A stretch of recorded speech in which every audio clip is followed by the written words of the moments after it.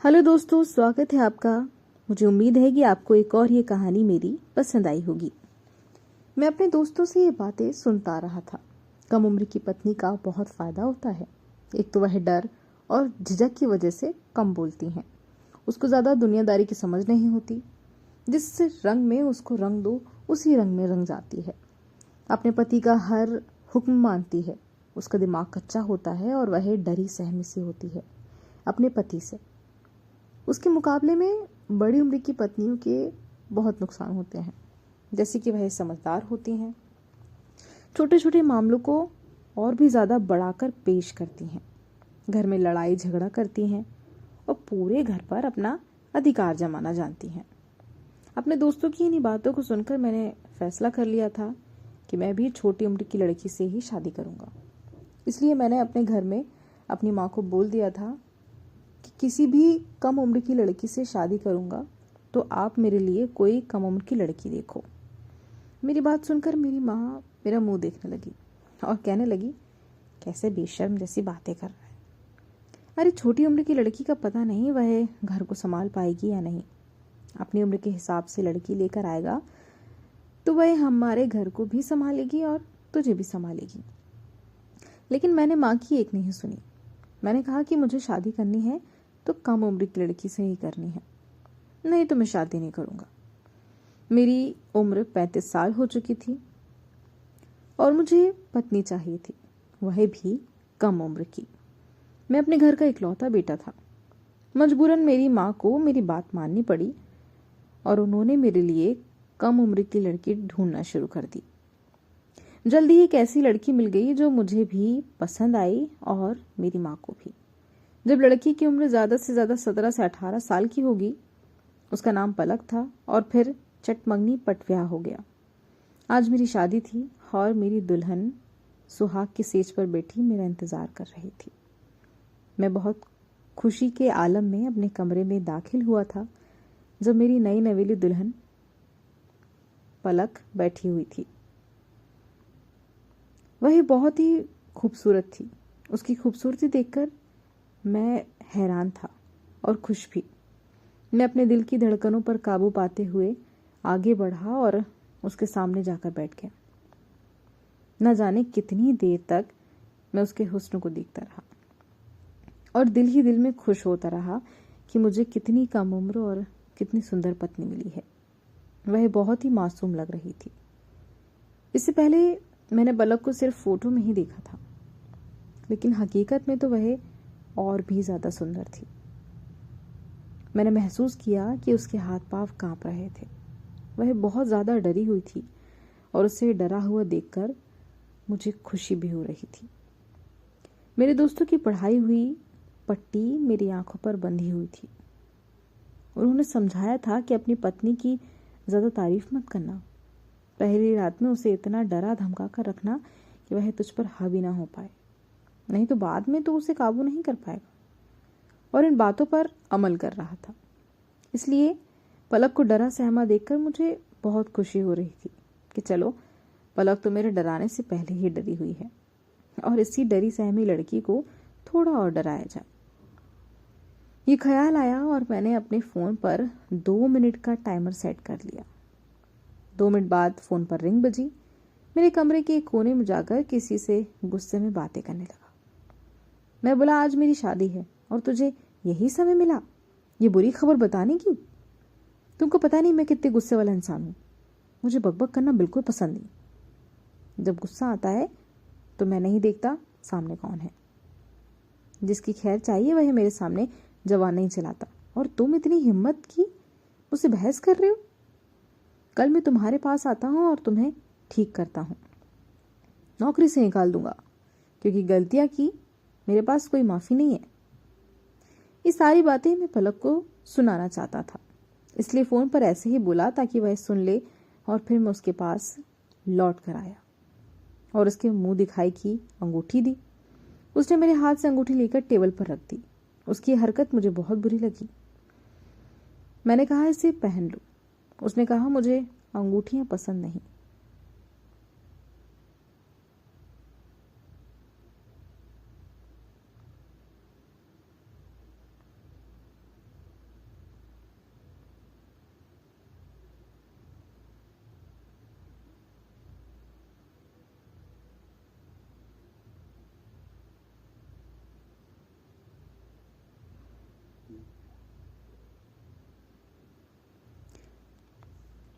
उसकी बात सुनकर मुझे गुस्सा आया, लेकिन मैं इतनी खूबसूरत रात को खराब नहीं करना चाहता था।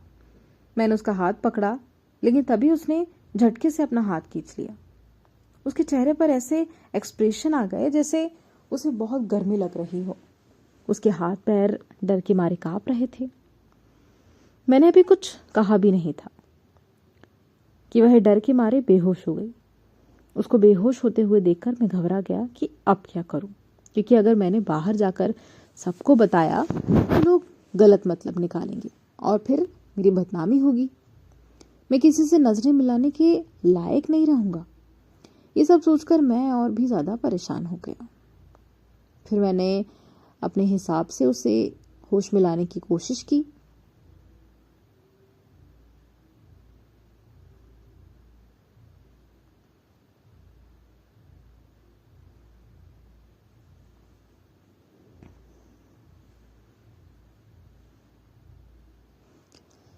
उसके मुंह पर पानी के छींटे मारे, उसे झकझोर कर होश में लाने की कोशिश की, लेकिन तब भी वह होश में नहीं आई।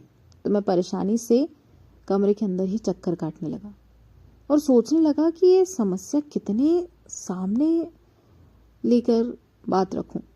मेरे माँ बाप को तो पहले ही बड़ी उम्र की लड़की लाना चाहते थे, लेकिन वह घर का सारा काम संभाल सके।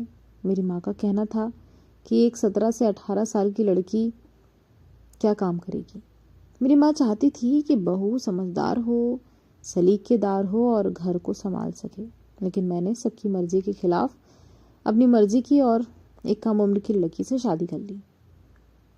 अब अगर मैं सबके सामने जाकर कहूँ कि बेहोश पड़ी है तो सब मेरा मजाक उड़ाएंगे कि कम उम्र की लड़की से शादी करोगे तो यही होगा। जब पूरा 1 घंटा गुजर गया और वह होश में नहीं आई तो मैंने अपने एक दोस्त को फ़ोन किया और उसे सारी बातें बताई। मेरी बात सुनकर मेरा दोस्त जोर जोर से हंसने लगा। हंसते हंसते लोटपोट हो गया। उसकी हंसी मुझे और भी गुस्सा दिलाने लगी। मैंने कहा, हंसने और मजाक उड़ाने का वक्त नहीं है, मुझे तुम्हारी मदद चाहिए। मैं घर वालों में किसी को कुछ नहीं बताना चाहता, बस किसी तरह वह होश में आ जाए। मुझे सर्दी में भी पसीने आ रहे थे। मेरे दोस्त की पत्नी डॉक्टर थी, इसलिए मैंने उसे फ़ोन किया था कि शायद यहाँ से कोई मदद मिल जाए। उसने कहा, परेशान मत हो, मैं अपनी पत्नी को लेकर तेरे घर आ रहा हूँ। ये सुनते ही मैं और भी परेशान हो गया, क्योंकि शादी खत्म हो चुकी थी, मेहमान सारे जा चुके थे, सब घर वाले सोने की तैयारी में थे। अगर ऐसे में कोई हमारे घर आया तो सब समझ जाएंगे कि दुल्हन के कमरे में ज़रूर कुछ गड़बड़ है। मैं खुद पर ही गुस्सा करने लगा कि क्यों बेकार मैंने मदद मांग ली। ऐसा लग रहा था जैसे मैं पूरी तरह से फंस गया हूँ और फायदे की बजाय उल्टा नुकसान होने वाला है। मैंने उसे साफ मना कर दिया कि अपनी पत्नी को घर मत लाना, मेरी बदनामी हो जाएगी, मुझसे सवाल जवाब किए जाएंगे। उसने कहा, ठीक है, परेशान मत हो, मैं फ़ोन पर ही अपनी पत्नी से तेरी बात करवा देता हूँ। ये बात मुझे ठीक लगी और मैं उसकी डॉक्टर पत्नी से बात करने लगा। पलक को होश में लाने के लिए तरीके पूछने लगा। उसने कहा कि पलक के पैरों के तलवे पर मालिश करो और उसे कंबल से ढक दो, क्योंकि सर्दी है, इससे गर्माहट मिलेगी और वह होश में आ जाएगी। उसकी बात मानकर मैं यही सब करने लगा, लेकिन फिर भी पलक होश में नहीं आई। मेरा दोस्त पीछे से बड़बड़ा रहा था कि उसकी पत्नी लगातार तरीके बता रही थी। मैं बहुत परेशान हो चुका था, इसलिए मैंने झूठ बोला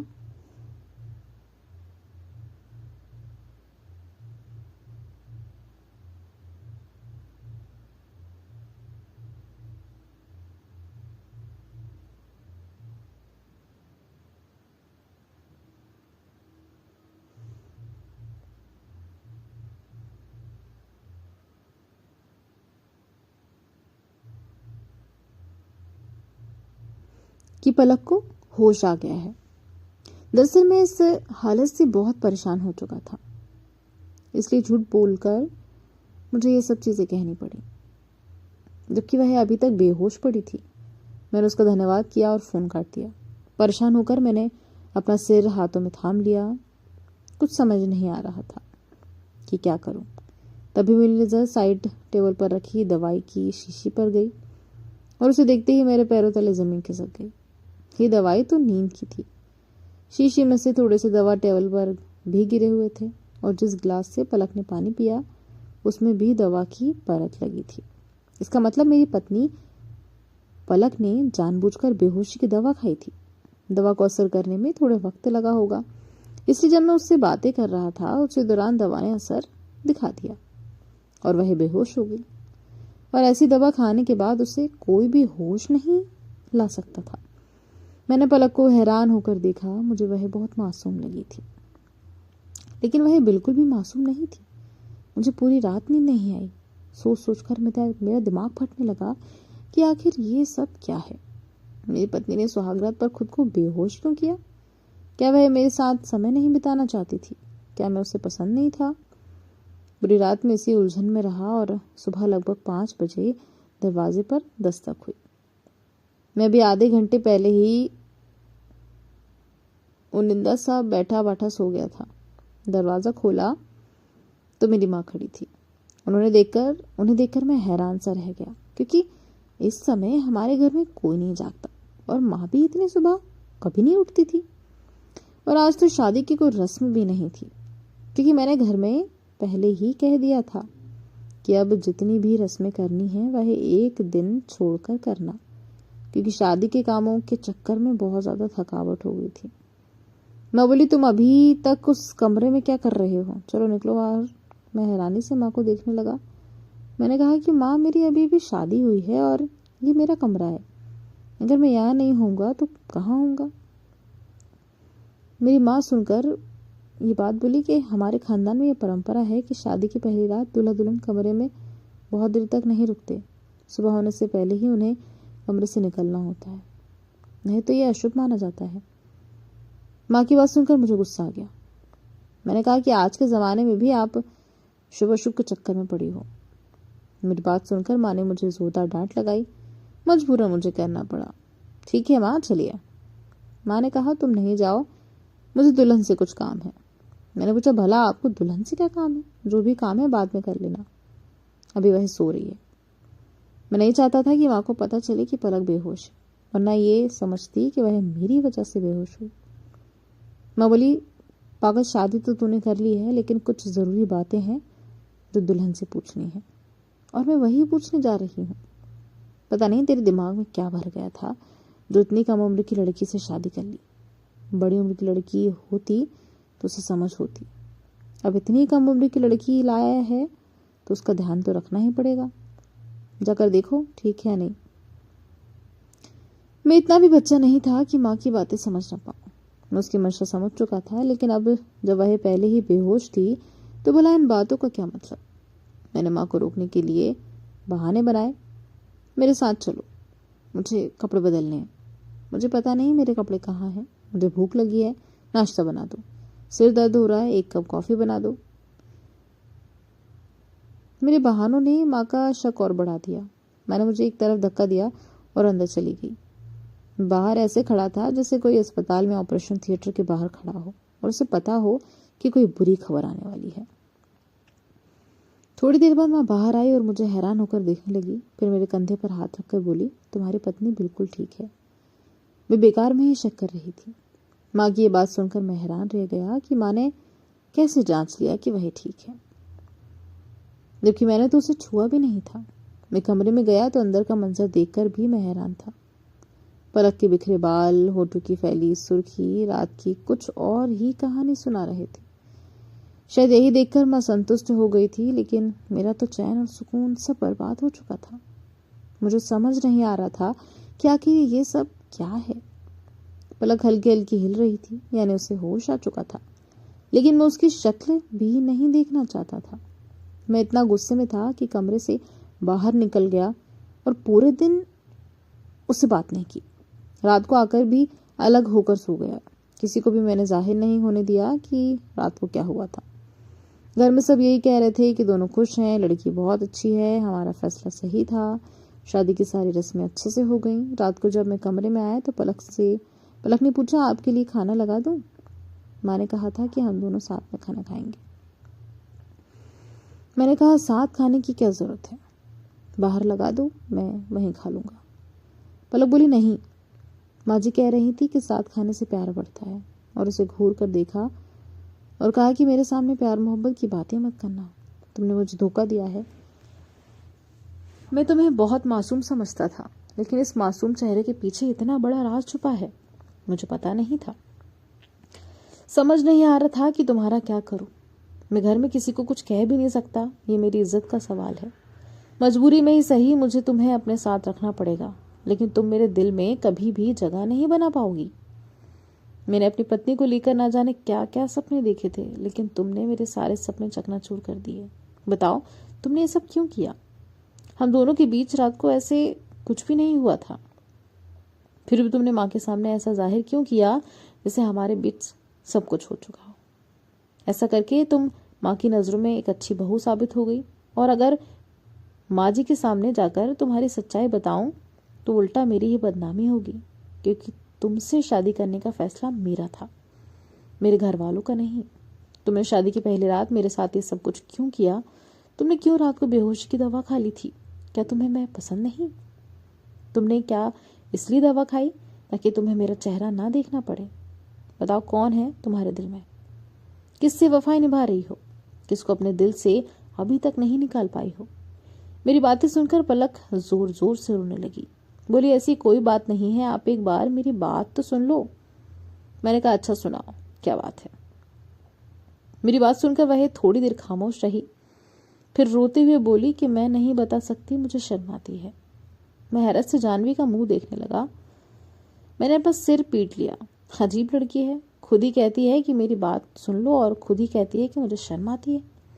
अपना सर हाथों में थामे बैठा था। मैंने अपने दिल में सोचा कि अगर कम उम्र की लड़की लाया, अब झेलो उसे। मैं पलक को रोता हुआ छोड़कर गुस्से में अपने कमरे से बाहर निकल आया। हमारे घर में अभी भी कुछ रिश्तेदार रुके हुए थे।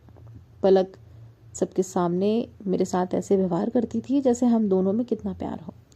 हम दोनों को यूं करीब देखकर सारे रिश्तेदार आपस में बातें करते कि बेटे बहू में तो बहुत ज्यादा प्यार है, भगवान दोनों की जोड़ी को सलामत रखे। और उन लोगों की बातें सुनकर माँ गर्व से सिर उठाकर कहती थी कि हाँ भाई, आखिर बेटा किसका है। मैंने उसको संस्कार ही ऐसे दिए हैं कि अपनी पत्नी के साथ प्यार से रहो। मैं आम रिवाये सासू की तरह नहीं हूँ जो अपने बेटे बहू में लड़ाई करवाए। सब लोग मुझे खुशकिस्मत समझ रहे थे, हालांकि हकीकत इससे बिल्कुल उलट थी। हमारी शादी को 5 दिन हो चुके हैं और मैंने पलक को छुआ भी नहीं था। अब तो मुझे एहसास होने लगा था कि मुझसे बहुत बड़ी गलती हो गई है। मुझे किसी समझदार लड़की से शादी करना चाहिए थी। कम से कम आज मेरी जिंदगी ऐसी तो ना होती। अगर उसे कोई समस्या होती, कोई परेशानी होती, तो कम से कम वह खुलकर मुझे बता तो देती। अब तो मैं कभी कभी ये भी सोचने लगा कि मुझे अपनी माँ को सब कुछ बता देना चाहिए, लेकिन फिर मैंने अपने आप को रोक लिया, क्योंकि माँ मुझे ही ताने देती कि और लाओ कम उम्र की लड़की, कम उम्र की दुल्हन, अब तुम खुद ही उसे झेलो।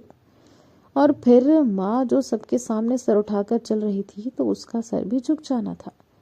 रात को जब मैं अपने कमरे में गया तो पलक शीशे के सामने खड़ी अपने बाल बना रही थी। पलक को देखकर मेरा दिल बेकाबू होने लगा। मैं खुद को और ज्यादा नहीं रोक सका और पलक को पीछे से बाहों में भर लिया। मेरा इतना करना था कि पलक ऐसे डर गई जैसे पता नहीं उसको शेर ने पकड़ लिया, और वह जोर जोर से रोने लगी। एक बार के लिए तो मेरे जी में आया कि रोती है तो रोती रहे, आज तो मैं उसे जी भर के प्यार करके रहूंगा। लेकिन वह इतनी सिसक सिसक कर रो रही थी कि पता नहीं उस पर कितना जुल्म हो रहा था, और उसको इस तरह रोता हुआ देखकर मेरा बिल्कुल भी दिल नहीं करता कि मैं उसके पास जाऊं। माना कि पलक बहुत खूबसूरत है, लेकिन मैं भी कम नहीं था, मैं भी अच्छा खासा स्मार्ट था। फिर पता नहीं पलक मुझसे इतना दूर क्यों रहती है। अब तो मुझे पक्का यकीन होने लगा था कि जरूर पलक किसी और से प्यार करती है और वह मुझसे शादी नहीं करना चाहती। शायद उसके घर वालों ने जबरदस्ती मेरे साथ उसकी शादी करवा दी, और यह सोचती ही मेरा दिल दुखी हो गया। मैं पलक से प्यार करने लगा था। उसकी मासूमियत से, उसकी सुंदरता से मेरे दिल में उसके लिए प्यार की कोमपल फूटने लगी थी। वह इतनी प्यारी सी, इतनी नाजुक सी थी कि जब वह सिसक सिसक कर रोती तो मेरा दिल चाहता कि उसे अपने सीने में छुपा लूं और उसे कहूं कि तुम अपने दिल से सारे डर, सारे वहम निकाल दो। मैं तुम्हें इतना खुश रखूंगा कि तुमसे खुशियां संभाली नहीं जाएंगी। लेकिन पलक मुझसे ये सब करने का मौका ही कब देती थी? मैं अपना दिल महसूस कर रहा था। फिर मैंने अपनी ये समस्या किसी और की समस्या बताकर एक ऐसे इंसान के सामने रखी जो ना मेरे रिश्तेदार था और ना मेरा दोस्त। उस इंसान ने कहा कि कुछ लड़कियां बेहद मासूम होती हैं, उन्हें प्यार की जरूरत होती है। अगर ऐसी लड़कियों के साथ प्यार से बर्ताव किया जाए तो वह धीरे धीरे नॉर्मल हो जाती हैं। लेकिन पलक पर तो प्यार कभी ऐसा नहीं हो रहा था। मैं उसके साथ बहुत ही प्यार से पेश आता था। दिन भर वह भी मेरी बातों का हंस हंस कर जवाब देती थी, लेकिन रात होते ही मुझसे ऐसे दूर भागती जैसे मैं उसे खा लूंगा। एक दिन मैंने पलक से पूछा कि पलक, बस एक बात का जवाब दो, उस रात तुमने अपने आप को बेहोश क्यों कर लिया था? मेरी बात सुनकर पलक कुछ देर तो खामोश रही, फिर बोली कि मैं नहीं चाहती थी कि आप मुझसे नफरत करें। मैं नहीं चाहती थी कि आप मेरे पास आए, नहीं तो आपको मुझसे नफरत हो जाती, और मैं नहीं चाहती थी कि आप मुझसे नफरत करें। पलक की बात सुनकर मैं बहुत हैरत में हो गया। मैंने पूछा उसे कि तुम्हारे पास आने से मुझे तुमसे नफरत कैसे हो सकती है? तुम तो मेरी पत्नी हो, और हम लोग जितना पास आएंगे हमें एक दूसरे से उतनी ही मोहब्बत बढ़ेगी, फिर नफरत कैसे हो सकती है? वह बोली कि मेरे घर वालों को आपके घर वालों के साथ धोखा नहीं करना चाहिए था। मेरे घर वालों को ये बात पहले ही बता देनी चाहिए थी, लेकिन उन्होंने ऐसा नहीं किया। अगर आप समझ रहे हैं कि मेरी जिंदगी में कोई और लड़का है, तो ऐसा बिल्कुल नहीं है। मैं तो चाहकर भी अपनी जिंदगी में किसी लड़के को शामिल नहीं कर सकती। तो ये बात आप अपने दिमाग से निकाल दो कि मेरे दिल में कोई लड़का है।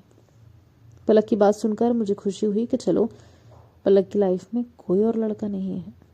लेकिन उसकी दूसरी बात सुनकर मुझे बहुत ज्यादा हैरत हुई थी। उसने बोलना जारी रखा, बल्कि मुझे तो शादी ही नहीं करनी चाहिए थी। मुझे माफ कर दे, मेरी वजह से आपकी जिंदगी खराब हो गई। पलक की बातें मुझे उलझा रही थी। मैंने कहा, पलक, जो कुछ कहना है साफ साफ एक ही सांस में कह दो। तुम्हें जो कुछ भी समस्या है, मैं उसको सुलझाने की कोशिश करूंगा। आखिर मैं तुम्हारा पति हूं, तुम मुझे अपनी परेशानी बता सकती हो, लेकिन प्लीज मुझे और ज्यादा परेशान मत करो। मैं बहुत ज्यादा परेशान हो चुका हूँ, और एक बात अच्छे से दिमाग में बिठा लो कि मैं तुमसे प्यार करने लगा हूँ।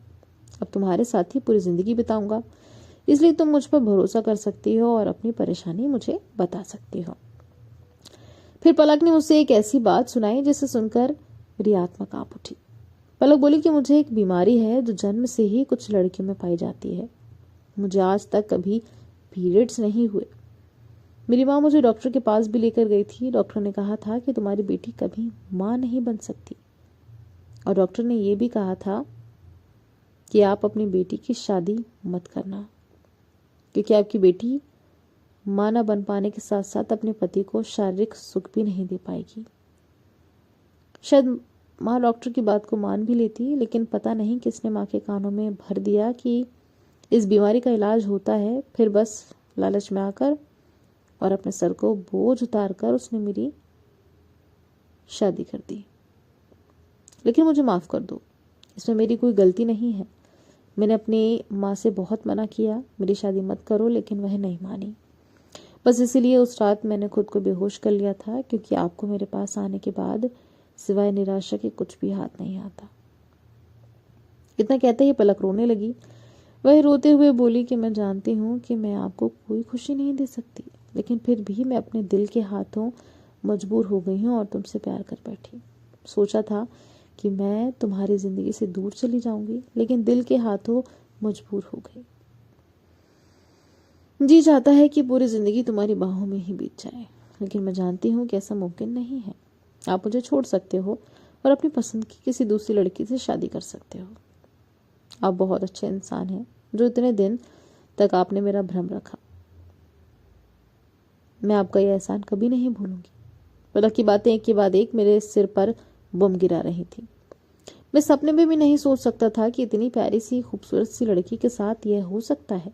पलक भी दूर जाने के ख्याल से ही दिल में एक जद सी उठी। मैं पलक को किसी भी कीमत पर खोना नहीं चाहता था। कुछ ही दिनों में मुझे पलक से मोहब्बत हो गई, लेकिन ये जानकर मुझे खुशी हुई कि पलक मुझसे प्यार करती है। अगले ही दिन मैं पलक को एक अच्छे डॉक्टर के पास लेकर गया, और डॉक्टर ने कुछ बातें बताई। डॉक्टर ने कहा कि कुछ लड़कियों में ये बीमारी होती है, लेकिन इसका मतलब बिल्कुल नहीं है कि ऐसी लड़कियां कभी मां नहीं बन सकती या फिर वह शारीरिक संबंध बनाने के लायक नहीं होती। इस बीमारी का इलाज हो सकता है, लेकिन थोड़ा महंगा और लंबा है। आपकी पत्नी को लंबे समय तक दवाइयां लेनी होंगी। साथ ही साथ आपकी पत्नी का एक छोटा सा ऑपरेशन भी करना पड़ेगा। उसके बाद आपकी पत्नी बिल्कुल ठीक हो जाएगी। बस आपकी पत्नी को आपके प्यार और विश्वास की जरूरत है। आज हमारा देश इतना आगे निकल चुका है, लेकिन इस तरह की बीमारी को लेकर आज भी पिछड़ा हुआ है। आज भी इस तरह की बीमारी को लेकर खुलकर बात नहीं की जाती और लड़की को दोषी ठहरा दिया जाता है और लड़की खुद को दोषी मानने भी लगती है। डॉक्टर ने कहा कि शायद इसलिए तुम्हारी पत्नी इतना ज्यादा डरी हुई है और तुम्हें अपने पास नहीं आने देती। इस बीमारी से ग्रस्त लड़कियां कभी कभी दिमागी मरीज बन जाती हैं, इसलिए आप अपनी पत्नी का बहुत ज्यादा ध्यान रखें। उसे बताएं सब कुछ नॉर्मल है और वह जल्दी ही ठीक हो जाएगी। और दुनिया में वह अकेली ऐसी लड़की नहीं है जो इस बीमारी से जूझ रही है। न जाने कितनी लड़कियां इस बीमारी से ग्रस्त हैं। घर आकर मैंने पलक को विश्वास दिलाया कि वह जल्दी ही ठीक हो जाएगी। आज मैं खुद को बहुत ज्यादा हल्का महसूस कर रहा था।